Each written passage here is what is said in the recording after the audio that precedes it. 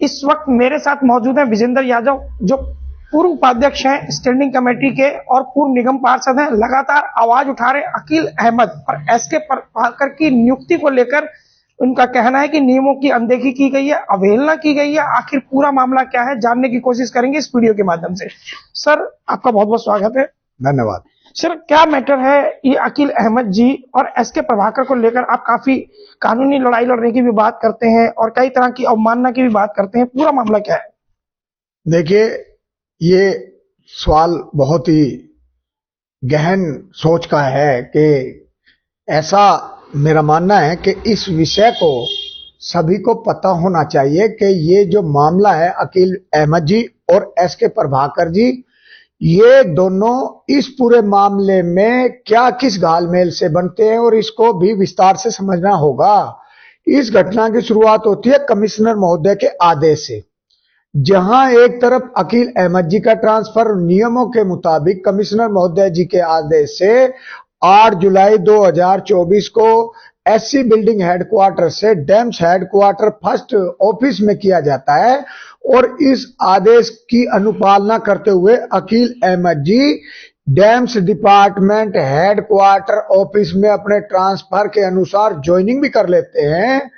यहां तक कि सब कुछ सामान्य है, लेकिन इससे जैसे जैसे आप समझो कि आगे बढ़े तो समझने में आपको थोड़ा सा वो लगेगा कि ये जो मामला है ट्रांसफर के ऑर्डर के ठीक 11 दिनों बाद चीफ टाउन प्लानर अधिकारी दिनेश कुमार जी, जो अपने हैंड पर एक ऑर्डर जारी करते हैं और उस ऑर्डर के मुताबिक ही अपने ही कार्यालय में अकील अहमद जी को एसटीपी यानी सीनियर टाउन प्लानर अधिकारी की पोस्ट पर तैनात कर देते हैं, जबकि उनकी कोई पावर नहीं है। जब अधिकारी दिनेश कुमार के पास किसी को नियुक्त करने की पावर नहीं है तो वो कैसे कर देते हैं? घालमेल है। सर, काफी गंभीर आरोप आपने एक सीनियर ऑफिसर के ऊपर लगाए, दिनेश कुमार जी के ऊपर। आखिर ऐसा उन्होंने क्या किया जिसको आपको ये कहना पड़ रहा है कि उन्होंने अपनी शक्तियों का दुरुपयोग किया? देखिए, हमारे पास दिल्ली नगर निगम के कमिश्नर अश्वनी कुमार जी का ये आदेश जो जारी लेटर और सीटीपी दिनेश कुमार द्वारा जो लेटर है, दोनों की कॉपी है। इसके अंदर में एक ये विषय जो इस बात की तस्दीक करता है कि ये 2 तरह के जो ऑर्डर जारी हुए हैं, ये सीधे तौर पर कमिश्नर महोदय की आदेश का अवमानना का भी मामला बनता है। सीटीपी दिनेश कुमार का जो अपनी शक्ति का दुरुपयोग करने का मामला है।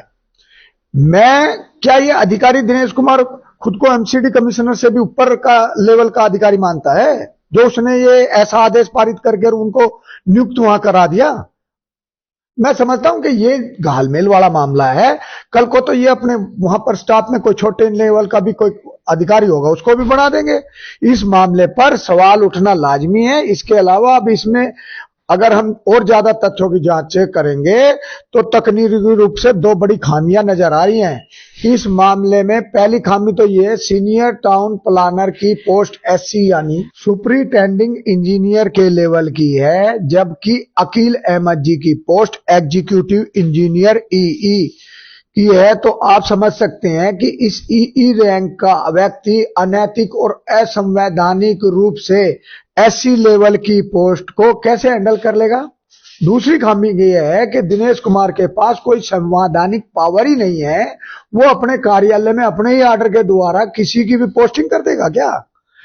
और इसमें एक बात और मैं जोड़ दूं कि दिनेश कुमार जी के द्वारा गलत तरीके से जो पोस्ट अकील अहमद जी अब सारी सरकारी फाइलों को फुल कैपेसिटी के साथ साइन कर रहे हैं, अप्रूवल कर रहे हैं। इस बात का बड़ा सीधा सा अर्थ निकलता है कि सीटीपी दिनेश कुमार जी अपने कार्यालय में कमिश्नर महोदय की अनुमति के बिना ही किसी भी पोस्ट को करके बड़े आराम से फाइलों पे साइन करवा सकते हैं। ये कानून का अधिकतम दुरुपयोग है। इससे ज्यादा कानून का दुरुपयोग हो ही नहीं सकता। ये सीटीपी दिनेश कुमार जी कर रहे हैं। अजीब बात तो एक और है कि ना कोई नियम ना कोई कानून, ये सरकारी ऑफिस है। इन्होंने अपने लेवल पर 2 लोगों को पोस्टिंग कर दी, एक तो एसके प्रभाकर जी की और दूसरा अकील अहमद जी की।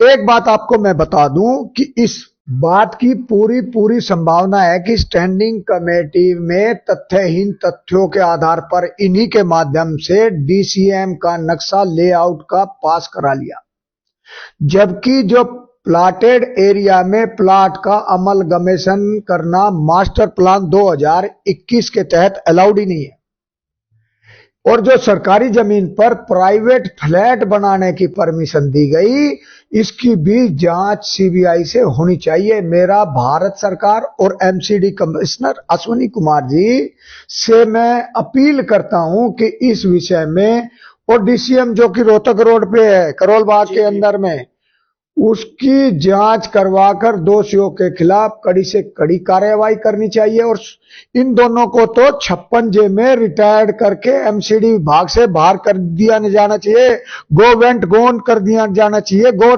गेट आउट कर दिया जाना चाहिए। जब सीटीपी दिनेश कुमार जी अकील जी की पोस्ट कर सकते हैं, तो इस बात को कैसे नकारा जा सकता है कि ये जो अपने कार्यकाल में किसी भी की भी तैनाती कर सकते हैं, और पूरा प्रकरण एक नैतिक गुनाह है, साथ में असंवैधानिक भी है। और आप यकीन मानिए कि जो उनकी पोस्टिंग यूं ही नहीं की, उन लोगों के साथ में ये जो मुझे पूरा विश्वास है जो नियमों के तहत ये भर्ती अधिकारी हैं, वो ऐसे गलत कार्यों की फाइल पर साइन नहीं करते होंगे। तो ऐसी स्थिति में इन्होंने गलत तरीके से भर्ती किए गए अधिकारियों से बड़ी आसानी से पास करवा लेते हैं। ये एक ऐसा माध्यम है जो भ्रष्टाचार का, जिसमें सांप भी मर जाए और लाठी भी ना टूटे। तो अपने पद की आड़ में ऐसे अधिकारियों की कमी नहीं है जो भ्रष्टाचार में लिप्त है।